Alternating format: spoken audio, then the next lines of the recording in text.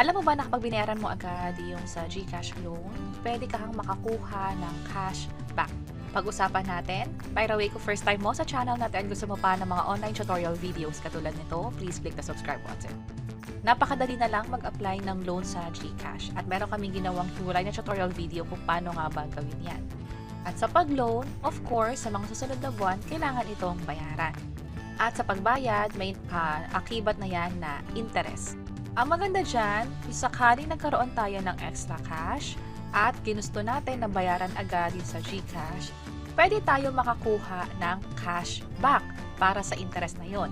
Pero dapat yung cashback ay buo at least 1 month in advance. Pag-usapan natin yung halimbawa kasi baka mamaya mag-report ka sa GCash, nag-expect tayo na may refund katulad nito or yung cashback nga.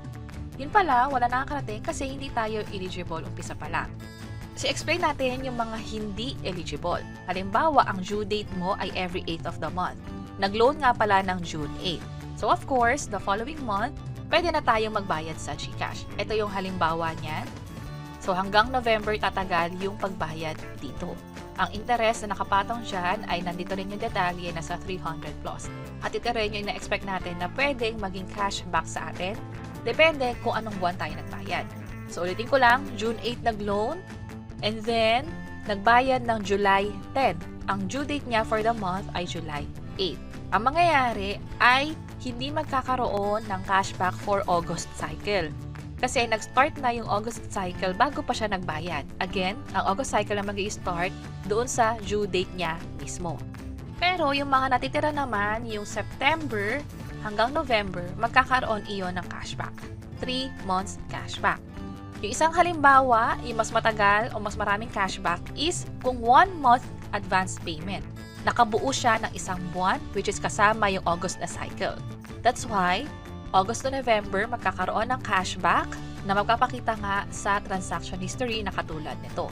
So, explain ko lang ulit, July 7 nagbayad, ahead ng 1 month or sobra pa ng isang araw para doon sa due date niya. That's why nag-qualify ito for cashback.